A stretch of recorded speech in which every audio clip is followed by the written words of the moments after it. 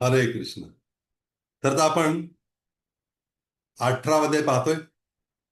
18व्या अध्यायाचं नाव आहे मोक्ष संन्यास योग किंवा गीतेचा निष्कर्ष, कन्क्लुजन. तर आपल्याला माहितच आहे की प्रत्येक अध्यायाचा आधीच्या अध्यायाशी कनेक्शन आहे, संबंध आहे. तर 18वा अध्याय हा, तर 17व्या अध्यायाशी काय संबंध करायचा? संबंध असा आहे की भगवान श्रीकृष्णांनी आपल्याला शरण घेण्याच्या उद्दिष्टावर, म्हणजे आधीच्या अध्यायांमध्ये सांगितलेलं, प्रत्येक अध्यायामध्ये अध्यायाचा उद्देश असं की ते भगवंताच्या शरणागतीकडं वाटचाल व्हावी म्हणून. तसंच होतं आधीचा अध्याय पण. त्या सगळ्या गोष्टी भगवंताने सांगितलं. आणि त्या सर्व गोष्टींचं सार जे आहे ना, ते या अध्यायात भगवंताने सांगितलं. त्यामुळं हा 18वा अध्याय वाचताना आपल्या लक्षात आलं, हे कुठं ऐकलंय कुठं ऐकलंय, झालेलं आहे आधी. पण भगवंत काय करतात, पुन्हा आपल्याला त्याच्यावर जोर देऊन सांगतायत. म्हणजे हा सारच आहे आधीच्या सर्व अध्यायांचा. तर आता हे शेवटच्या अध्यायात भगवंत काय शिकवतात, की अर्जुनाने काय करावं म्हणे, कर्मफळांचा त्याग करावा, पण कर्माचा नाही. हे अर्थ नाही. की काय कर्माचा त्याग करणं करू शकत नाही. एखादा बसून राहिला, ते बसणं पण कर्मच आहे ना. पण आम्ही काय करणार झोपून आला, ते कर्मच आहे त्याचं. म्हणून कर्म, काही कर्मभूमी आहे, कर्म करावंच लागतात, हालचाल केल्याशिवाय जमत, करावंच लागतं. आणि हे भगवंताने सांगितलं, कर्म फळाचा त्याग कर, कर्माचा नाही. आणि हे एकदा सांगून काय करतो भगवंत, पुन्हा एक सुरुवात होते या तत्वानं सांगायच्या. आणि 1 ते 12 श्लोकामध्ये काय केलेलं आहे भगवंतानी, कर्मयोगाद्वारे कशी बंधनातून मुक्तता होते, 1 ते 12. आणि 13 ते 17 जे श्लोक आहेत त्याच्यामध्ये कर्म घडून येण्याची 5 कारणं सांगितली, खूप महत्वाची आहेत ती. आपण ते जर कळलं 5 कारणं आहेत म्हणून, अरे असं आहे का म्हटलं, आपण एकदम कुठले काय घडलं तरी समाधानी राहू. ते माहीत झालं तर ते जाणून घेऊया. आणि 18 ते 40 श्लोकांमध्ये काय केलेलं आहे, सर्व कर्मांचा आणि जीवांचं, सॉरी, सर्व कर्मांचं आणि जीवांचं काय करतात, गुण नियंत्रण करतात. म्हणजे प्रत्येक जे कर्म घडतं आपलं, ते 3 गुणांद्वारे प्रभावित असतं नेहमीच. आणि 41 ते 48 श्लोकांमध्ये काय केलेलं आहे, वर्णाश्रमाच्या कर्तव्याद्वारे, वर्णाश्रमाचं काटेकोर पालन करून कसं शुद्धीकरण होतंय त्याचं वर्णन आहे. पुढे 49 ते 55 श्लोक त्याच्यामध्ये गुह्य ज्ञान दिलेलं आहे, ब्रह्मस्तर. हम्म. आणि त्यानंतर जे 56 ते 66 श्लोक आहेत त्याच्यात आहे शुद्ध भक्ती, म्हणजे कृष्ण भावनामृत होऊन, भावनामृत होऊन कार्य करणं. आणि 67 ते 78 श्लोक काय, उपसंहार म्हणजे समारोप, असा आहे त्याचा अर्थ. तर आता आपण, अध्याय मोठा आहे, बघूया आपण. पहिलाच प्रश्न बघा अर्जुन, किती सुंदर प्रश्न आहे. अर्जुन म्हणतो, अर्जुन वाच, संन्यासास्य महाबाहो तत्त्वमिच्छामि वेदितुं त्यागस्य च ऋषिकेश पृथक् केशी निषूदन. काय म्हणतात भगवंत, अर्जुन विचारतात भगवंताला. अर्जुन म्हणाला, हे महाभाव ऋषिकेश, हे केशी निषूदन, मला त्याग आणि संन्यासाचं तत्व जाणण्याची खूप इच्छा आहे म्हणे. त्याग म्हणजे काय, संन्यास म्हणजे काय. आता भगवंत किती सुंदर सांगतात बघा. हा दुसरा श्लोक आहे. भगवंत म्हणतात, श्री भगवान वाच, काम्यानां कर्मणां न्यासम संन्यासम कवयो विदुः सर्व कर्म फल त्यागम प्राहुस्त्यागम विचक्षणः. भगवंत म्हणतात, भौतिक इच्छांवर आधारलेल्या कर्मांच्या त्यागाला विद्वजन संन्यास असे म्हणतात. म्हणजे कर्म त्याग करायचं पण कसं, कुठलेच कर्म भौतिक इच्छावर आधारित, मला हे पाहिजे ते पाहिजे, भौतिक इच्छा आहे त्या आवर आधारित, म्हणजे भौतिक कर्म. हं. भौतिक कर्म जर करत असेल तो, म्हणजे कर्मकांड अमकन हे ते काय ते सगळं सोडून, तर तर तो कर्म करत असेल, हं, भक्तिमय सेवा करत असेल भगवंताची, ते काय, त्याला म्हणतात संन्यास. आणि पुढे म्हटलेलं आहे, सर्व कार्याच्या फळांचा त्याग करण्याच्या गोष्टीला बुद्धिमान लोक त्याग म्हणत, त्याग म्हणजे भौतिक इच्छाच्या फळांचा त्याग करणं, हे झालं संन्यास. आणि सगळ्याच कार्याच्या फळांचा त्याग करणारा बुद्धिमान लोक त्याग म्हणतात. तर इथं हे आपण समजून घेणं फार आवश्यक आहे. पुढे भगवंत काय करायचं म्हणता बघा. हा तिसरा श्लोक किती महत्वाचा आहे बघा.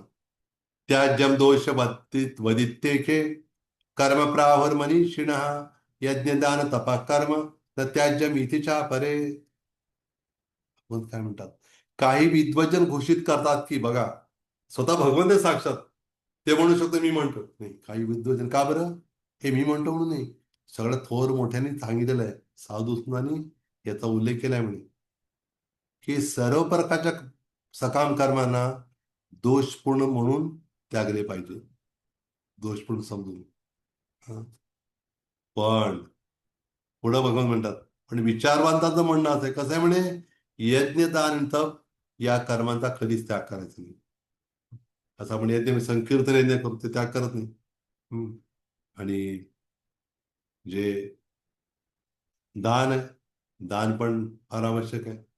जे ब्रह्मचारी वानप्रस्थ संन्यासी, हं, त्यांना धन अर्जन करायला सांगितलेले, मना केलेले, त्यांचे दुसरे काय, दुसरे सेवा आहे. पण जे गृहस्थाश्रमी आहेत त्यांनी धन अर्जन केलंच पाहिजे. त्याद्वारे काय करू शकते ते, त्या धनाचा उपयोग स्वतःसाठी तर करतीलच, पण भगवंताच्या सेवेसाठी पण करतील. म्हणजे तीन गोष्टी सोडायच्या नाहीत, म्हणजे यज्ञ दान तप करायचे. आता तीन प्रकार त्यागाचं वर्णन भगवान सांगतात, त्याग तीन प्रकारचे. तिथं म्हटलेलं आहे की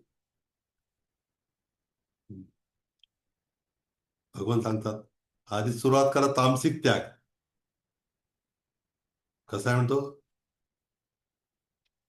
नियत कर्मात त्याग करू नये म्हणे. जे आवश्यक अत्यावश्यक आहे ना ते केलंच पाहिजे. पण मोहवश होऊन जर मनुष्याने आपले नियत कर्मचा त्याग केला तर त्याला तामसिक त्याग म्हणतात. रोजचा दैनंदिन कर्म तर करायला पाहिजे त्याला, ते सोडून चालत नाही. तो म्हटला आंघोळ करणं पण आहे, पण आंघोळ करणं तो टाळत असेल, त्याचा आंघोळीचा त्याग करत असेल, तो खरा त्याग आहे का? नाही, तो तामसिक त्याग आहे.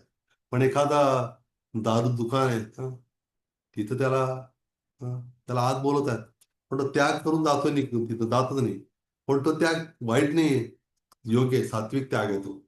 आणि त्याला माहिती तिथं काय होणार, मला सोयीचं नाही होणार, मला नुकसान होणार नाही. हं. मग इथं म्हटलेलं आहे, रजोगुणी त्याग बा कसा आहे लक्षात घ्या. काय म्हटलेलं आहे, जो मनुष्य नियत कर्मांना कष्टपर समजून किंवा त्या शरीराला क्लेश देतील या भीतीने त्यांचा करतो, की चुकीचं आहे. हे नियत कर्म म्हणजे आपले दैनंदिन जे कर्म आहेत ते करणं खूप आवश्यक आहे. ते शरीराला त्रास असेल म्हणून सोडायचं नाही त्यांना. आणि त्याच्याबद्दल असं म्हटलं तर कसं, की हे रजोगुणात त्याग केलेला आहे. तर रजोगुण त्याग आहे हा. तो योग्य नाहीये. प्रभात म्हणतात की आता मी आता भक्त बनलोय, आणि समजा एखादा ग्रहस्थ असं म्हणू शकत, ग्रहस्थ म्हणून की आता कमाई करायचं बंद करावं लागेल मला. नाही, बंद नाही करायचं. उलट त्याला काय, नियत कर्तव्य आवश्यक आहे, धन त्याला पाहिजेच आहे ना, ते करावंच लागणार आहे. आणि ते मंदिरात अर्पण करण्यात येणार असतील किंवा अशीच व्यवस्था असेल तर मग त्याला संधी दिली जावी. तर पुढं म्हटलेलं आहे, सात्विक त्याग सांगितलेला आहे, जो नियत कर्तव्य करायला पाहिजे म्हणून करतो सुद्धा कर्तव्य म्हणून. आणि भौतिक संघ, फळाची आसक्ती, हे मी केले की मला हे मिळालंच पाहिजे, नाही, तो मूळ नाही त्याचा. पुढं म्हटलेलं आहे, तो सात्विक त्याग म्हटलाय. आणि तामसिक त्यागी काय बरं, नाही, सत्वगुणात स्थित असलेला जो बुद्धिमान त्यागी अशुभ कर्मांचा द्वेष करीत नाही अथवा शुभ कर्मात आसक्त राहत नाही. आणि अशा बुद्धिमान त्यागी मनुष्याला कर्माविषयी काही संशय नसतो, त्याला काही नाही. तो सत्वगुणात स्थित असलेला, त्याला माहिती आहे काय करायचं आणि काय नाही. तर पुढं म्हटलेलं आहे, हा 11वा श्लोक आहे, न हि देह भृता शक्यम त्यक्तुम कर्माण्य शेषतः यस्तु कर्म फलत्यागी सत्यागित्यभिधीयते. मग म्हणतात, देहधारी जीवांना सर्व कर्माचा त्याग खरोखर शक्य नाही, पण जो जो कर्मफळाचा त्याग करतो तोच खरा त्यागी आहे.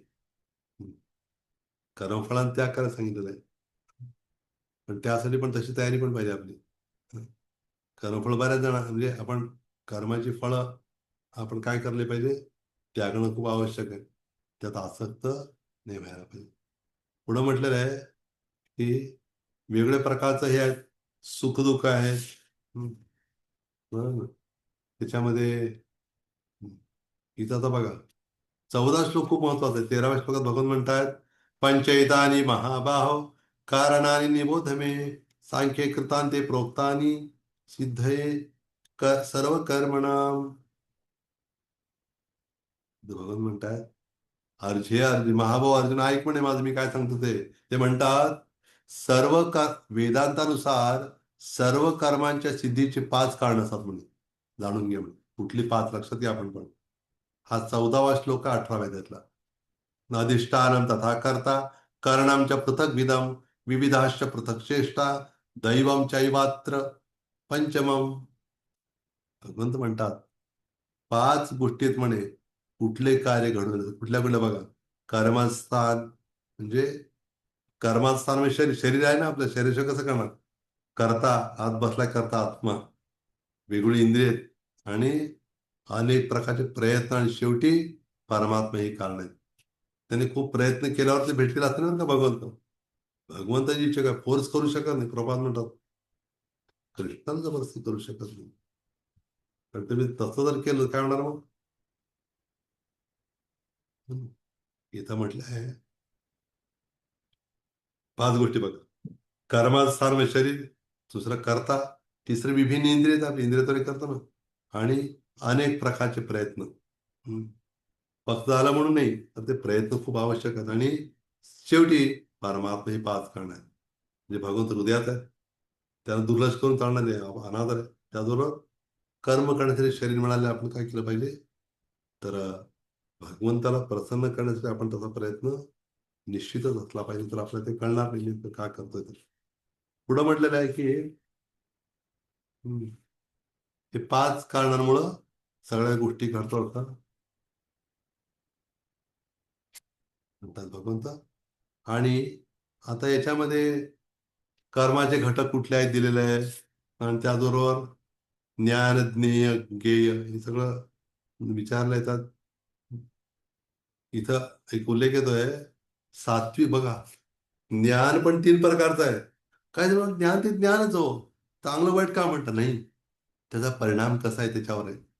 तो ज्ञान ऐकून एखाद ज्ञान आहे पण त्याच्यामुळे काही नुकसान होत नाही त्याला. असं वाटतं की माझं काय नाही. पण तेच फार मोठं नुकसान त्याचं. एखादा मी काही चूक केली आणि हीच तुझी पहिली चूक. मी आता पण कधी केली नाही चूक म्हणतात पण काय होतं मग नेमकी हीच पहिली चूक तुझी. तिथे या ठिकाणी बघा राजसिक हे सॉरी सगळंच आहे पण मी सगळंच हे करत नाही. सात्विक ज्ञान बा किती महत्वाचं आहे. सात्विक ज्ञान काय म्हणतात भगवंत सर्वभूतेषु येनैकम भावमव्यय मीक्षते अविभक्तम विभक्तेषु तज्ज्ञानम विद्धी सात्विकम. भगवंत म्हणतात तिथं ज्या ज्ञानामुळं भगवंता ज्ञान बरं का अनंत रूपात विभाजित असलेल्या सर्व जीवनमध्ये एकच अविभक्त ज्ञान आध्यात्मिक स्वभाव दिसून येतो. त्या ज्ञानातून आध्यात्मिक तू क्षमा करा स्पष्ट हे झालं नाही. त्या ज्ञानाला तू सात्विक ज्ञान समज असं भगवान म्हणतात. तर त्यामुळे आपण समजून घेणं आवश्यक आहे. त्याच प्रकारे थोडं वेगानंच हे करतोय आढावा घेतो आपण फक्त. तमोगुणी ज्ञान आहे, रजोगुणी ज्ञान आहे, सात्विक ज्ञान आहे. परत कर्म पण 3 आहेत. सात्विक कर्म, राजसिक, तामसिक कर्म असं पण आहे. त्याचं पण वर्णन केलेलं आहे. आपल्या लक्षात आलं असेल तामसिक ज्ञान म्हणजे तुच्छ समजून देणं. तसं हे ज्ञान सुद्धा काय त्याचं काय महत्व ज्ञान त्याला आहे आणि त्याला काय देणं घेणं नाही अशी अवस्था आहे त्याची. आणि पुढं कर्ता आहेत वेगळ्या गुणातले आणि वेगळ्या गुणातले बुद्धी आणि निश्चय पण सांगितले भगवंतानी. आणि ते बऱ्याच 3 प्रकारचे निश्चय सांगितले. निश्चय दृढ निश्चय 3 प्रकारचे सत्वगुण रजगुण तमोगुण आहे 3 याच्यातले. आणि पुढं भगवंत काय करतात मग सुख. सुख म्हणजे कुठलं सुख भौतिक जगातलं असेल ते सुख. आणि त्याच्यात पण 3 विभाग केलेले आहेत. म्हणजे सात्विक सुख राजसिक सुख आणि तामसिक सुख हे 3ही गोष्टी वर्णन केलेल्या आहेत. आणि पुढं मग वेगवेगळ्या प्रकारच्या सुखांचं वर्णन आहे, ते पण आपण याच्यामध्ये नंतर बनवता येईल. आणि विशेष करून आता 41व्या श्लोकामध्ये काय केलं भगवंतांनी, 41, 42, 43, 44, की 4 वर्णातले जे ब्राह्मण, क्षत्रिय, वैश्य, शूद्र, ते 4 जे आहेत ना, चौघजण, तर त्यांना नेमकं त्यांचे काय लक्षण असले पाहिजे. जसं वृषभदेवांचे 100 पुत्र होते, सगळे सगळे क्षत्रियांनी बनले वडिलांसारखे. काही जण नवयोगेंद्र बनले, काही जण ब्राह्मण बनले, संत बनले वगैरे, असं सगळे वेगळे वेगळे बनले. हम्म. कशाला? म्हणजे ऋषभ तर साक्षात भगवंताचे अवतार आहेत. पण तसा उल्लेख नाही केला त्या भगवंताचे अवतार आहेत, ते काही करू शकत नाही, तसं नाही. हम्म. तर या ठिकाणी आपण समजू शकतो की प्रत्येकाचा गुण वेगळा वेगळा आहे, त्यानुसार त्या स्वभाव ठरतात. तर ब्राह्मणाचा निश्चित स्वभाव आहे, क्षत्रियाचा, वैश्याचा आणि शूद्राचा. तर इथं आपण ते श्लोक किंवा खूप सुंदर श्लोक आहेत. जसं म्हटलेलं आहे, 41वा श्लोक आहे 18व्या. ब्राह्मण क्षत्रिय विषाम शूद्रनाम च परंतप कर्माणि प्रविभक्तानि स्वभाव प्रभाव गुणै. हे परंतप, ब्राह्मण, क्षत्रिय, वैश्य आणि शूद्र यांचं वर्गीकरण काय केलं भगवंतानी, प्राकृतिक गुणांद्वारे त्यांच्या स्वभावानुसार केले उत्पन्न. आता ब्राह्मणाची लक्षणे बघा. काय म्हणतो, मी ब्राह्मण आहे, जाणव दाखवतो. लक्षण आहेत का ते बघायला पाहिजे. एखादा म्हणलं मी इंजिनियर आहे, सर्टिफिकेट आहे का? सर्टिफिकेट नाही. तुला माहिती आहे सर, काहीच माहिती नाही, कसला इंजिनियर होतो. डॉक्टर म्हटला, बघितलं का माझं बोर्ड मी लावलेलं इथं गोल्डन ह्याच्यात फ्रेम करून, इंजेक्शन द्यायचं, ते येत नाही इंजेक्शन द्यायला. मग काय बघू, काय म्हटलंय बघा, शमोदमस्तपा शौचम क्षांतिरार्जवमेव च ज्ञानम विज्ञानम आस्तिक्यम ब्रह्म कर्म स्वभावजम. म्हणजे शांती, आत्मसंयम, तपस्या, पावित्र्य, सहनशीलता, प्रामाणिकपणा, ज्ञान, बुद्धिमत्ता आणि धार्मिकता, हे काय सगळं हे ब्राह्मणाचा स्वभाव असा असतो. त्यानुसार तो समजून घेतो, कार्य करू लागतो. क्षत्रियाचे लक्षण बघा, शौर्यम तेजो धृतिर्दाक्षम युद्धे चाप पलायनम दानमीश्वर भावश्च क्षात्रम कर्म स्वभावजम. इथं म्हटलंय शौर्य, तेज, निर्धार, दक्षता, युद्धामध्ये धैर्य, औदार्य आणि नेतृत्व या स्वाभाविक गुणानुसार क्षत्रिय कर्म करतात. आणि इथं भगवंतानी वैश्य आणि शूद्रांचं जे कार्य लक्षण आहे एका श्लोकात घेतलंय. भगवंत म्हणतात, गोप कृषी गोरक्ष वाणिज्यम वैश्य कर्म स्वभावजम परिचर्यात्मकम कर्म शूद्रस्यापि स्वभावजम. वैश्याची लक्षणं बघा, कृषी आहे, गोरक्षा, व्यापार, हे वैश्याच्या स्वभावानुसार कर्म आहे. पण त्याचबरोबर ते जरी हे असलं, शेती करणं, गाईचं पालन सांभाळ करणं आणि व्यापार हे वैश्यांचं कार्य आहे. आणि श्रम व इतरांची सेवा करणं शूद्रांचं कार्य. अंग मेहनत घेऊन कर्म करणं आणि इतरांची सेवा करणं हे कोणाचं कार्य आहे? शूद्राचं कार्य आहे. हे आपण समजून घ्यावं. आणि या ठिकाणी वेगवेगळं तर आहेच गुण वगैरे. इथं एक एक फार सुंदर श्लोक घेतलेला आहे 47वा. तो कसला 47वा श्लोक बघा. त्यात असं म्हटलेलं आहे, श्रेयान स्वधर्मो विगुण परधर्मात तनुष्ठितात स्वभावनियतम कर्म कुर्वन् आपनोति किल्बिषम. भगवान म्हणतायत, मनुष्यानं आपल्याला प्राप्त झालेलं कर्म सदोष रीतीने केलं चालेल, परक्याच धर्म स्वीकारून हम्म, ते लक्षात घेतलं पाहिजे आपल्याला. हम्म. म्हणजे इथं स्पष्ट म्हटलेलं आहे की इतरांचं कर्म करायचं, आपलंच कर्म सदोष असलं, दोषयुक्त असलं तरी ते करत राहा म्हणे. कारण काय होणार, त्याच्या स्वभावाला अनुसरून जर कर्म करत राहिला, भगवंताला प्रसन्न करण्यासाठी काय म्हणतो, कुठल्याही पापानं तो प्रभावित होत नाही. आणि वेगळे तप आहेत वगैरे सगळ्या गोष्टी आहेत. तर त्याच्यामध्ये भगवंत स्पष्ट म्हणतात 55व्या श्लोकामध्ये, भक्त्या माम अभिजानाति यावान्यश्चास्मी तत्त्वतः ततो माम तत्वतो ज्ञात्वा विशते तदनंतरम. इथं म्हटलेलं आहे या श्लोकामध्ये, या अध्यायामध्ये तर खूप स्पष्ट केलेलं आहे कृष्णच भगवंत आहेत म्हणून. पण इकडे तिकडे जायची गरज नाही. काय म्हणतो भगवंत, मनुष्य मला माझ्या पुरुषोत्तम भगवान या यथार्थ रूपात स्वरूपात केवळ भक्तीद्वारे जाणू शकतो म्हणून. भक्तीशिवाय नाही. कोरडेपणा नाही चालत. अशा भक्तीद्वारे मनुष्य जेव्हा माझ्या भावनेने पूर्णपणे युक्त होतो, तेव्हा तो भगवत धामात प्रवेश करू शकतो. हम्म. म्हणजे भक्तीद्वारे पूर्ण भावनेने युक्त ना भगवंताच्या, तर काय म्हणतात त्याला, भगवत धामाची भगवंत संधी देणार त्या दान कधी. तिथं भगवंत त्या गोष्टी सांगतायत आपण सांगितलेल्या.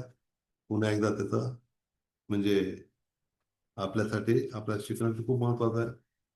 अर्थात आपण गीता फक्त शिकण्यासाठी वाचत नाही, तर कशासाठी, भगवंत प्रसन्न होते त्यांच्या मुखात नांदले वाणी करतोय.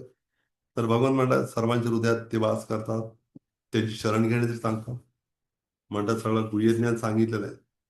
बघ तुला काय वाटतं, बघ कसं वाटतंय तुला. हम्म. हे गुह्यतम म्हणे सगळं ज्ञानातलं गोपनीय ज्ञान मी करतोय. अं, सांगतो तुला, तू काय कर, ऐक म्हणे. हम्म. आणि हा श्लोक खूप प्रसिद्धच आहे. दोनदा आलाय, 9व्या अध्यायाने या 18व्या अध्यायामध्ये. 9व्या अध्यायामधलं जी दुसरी ओळ आहे ती थोडीशी वेगळी आहे. इथं थोडा फरक आहे. म्हणजे अं, हा जो श्लोक घेतला आता 18वा, तो श्लोक असा आहे: मन मनाभाव मद्भक्तो मध्याजीवम नमस्कुरु मामे वैश्यस्य सत्यम ते प्रतिजाने प्रियोसे मे. भगवान म्हणतात सदैव माझं चिंतन कर, माझा भक्त हो, माझं पूजन कर, मलाच नमस्कार कर. याप्रमाणे काय म्हणे, निश्चितपणे तू काय होशील, तुम्हाला येऊन प्राप्त होशील म्हणे. हम्म. भगवंताला प्राप्त होईल तो. आणि 66वा श्लोक खूप महत्वाचा आहे. कायच म्हटलेलं आहे, खूप प्रसिद्धपणे माहित महत्वाचा आहे: सर्वधर्मान परित्यज्य मामेकम शरणम व्रज अहम त्वाम सर्व पापेभ्यो मोक्षयिष्यामि मा शुचा.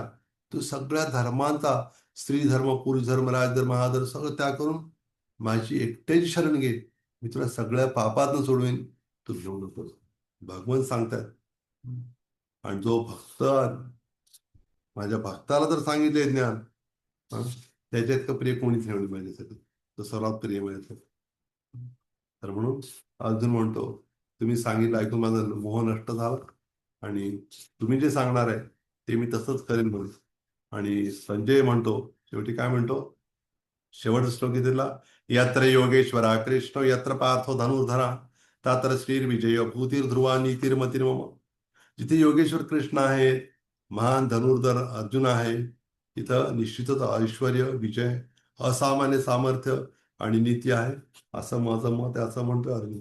हे संजय. तर आपण बघूया या 18व्या अध्यायाची जी कथा आहे गीता महात्म्यातली, ती जाणून घेऊया. 18व्या अध्यायाचं महात्म्य या सांगितलेलं आहे. हा जो 18वा अध्याय म्हणजे अंतिम अध्याय आहे, मोक्ष संन्यास योग. या अध्यायामध्ये वेद आणि शास्त्राचा सार सांगितलेला आहे पूर्ण. हं. आणि हा अध्याय संसार बंधनाचा अंत करणार आहे, षड्रिपूंचा नाश करणार आहे, काम, क्रोध, मोह, मद, लोभ आणि मत्सराचा. तर हा जो अध्याय आहे हा फार विशेष आहे. म्हणजे सिद्ध पुरुषांचा अंतिम ध्येय आहे, भगवंताला प्राप्त करणे तळमळ असल्यानं. आणि म्हणून तो देवतांना पण प्रिय आहे हा अध्याय. आणि विशेष म्हणजे 4 कुमार जे सनक, सनंदन, सनातन, सनत कुमार, यांना पण हा अध्याय खूप प्रिय आहे, 18वा अध्याय. इथं म्हटलेलं आहे, एकदा काय झालं, स्वर्गामधला प्रसंग आहे.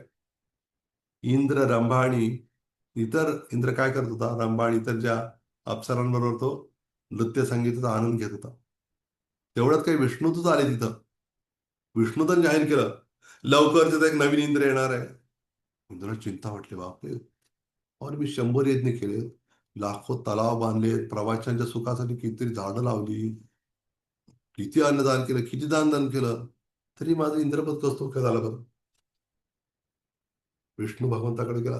इंद्र इंद्र स्वर्गराज आहे, स्वर्गाचा राजा आहे, गेला तर विष्णू भगवंत क्षीरसागरामध्ये योगनिद्रेत होते. इंद्राने चिंता करून विचारले, भगवंता, माझं इंद्रपद का धोक्यात आलं बरं, काय कारण आहे. विष्णू भगवंत हसले. जो नवीन इंद्र येतोय ना, येणार ना, तो रोज भगवद्गीतेचा 18वा अध्याय काय करतो, पठण करतो श्रद्धेनं. त्या अध्यायाच्या प्रभावामुळे काय झालं, एवढं त्याला लाभ होतोय, तर इंद्रपद मिळणार नाही म्हणे. आपण तू सुद्धा या अध्यायाचं नियमित पठण केलं, तुझं पद टिकून राहिलं म्हणे, भगवंत म्हणतात. तर मग इंद्राने काय केलं, ब्राह्मणाचं वेश धारण करून गोदावरीच्या काठी बसलेल्या खालिका ग्राम नावाचं ठिकाण, तिथं गावात गेला तो. त्या भक्ताचं जीवन पाहिलं ज्याने 18व्या अध्यायाचं पठण करून करत, हा, जो जीवन यापन कर, त्याला बघून थक्कच आला इंद्र. त्याची काय भक्ती, काय साधेपणा त्याचं, काय गीतेच्या 18व्या अध्यायाचं पठण सुरू व्हायचं. इंद्राला जाणवलं की माझं पद म्हणजे या भक्ताच्या स्थितीपुढे काहीच नाही, म्हणजे तुच्छ म्हणे माझं पद. इतकं याच्यामध्ये किती आनंद आहे, किती पावित्र्य, किती सामर्थ्य आहे. तर ते त्याच्या लक्षात आलं. तर म्हणून की भक्त जो आहे भगवंताचा, त्याला भगवंताची प्राप्ती निश्चित होत असते. का बरं? कारण तो भगवंतासाठीच करतो सगळं. म्हणून याच्यामध्ये जे काही श्लोक आपण बघितले या अध्यायातले, खूप महत्वाचा म्हणजे सर्व धर्मान परित्यज्य मामेकम शरणम व्रज अहम त्वाम सर्व पापे विमोक्षयिष्यामि. सगळ्या धर्मात त्याग करून तू माझी एकटे जर शरण घेतलीस, मी काय करेन, तुला सगळ्या मोहमायतून सगळ्यात मी सोडवेन, भिवू नकोस. हरे कृष्ण.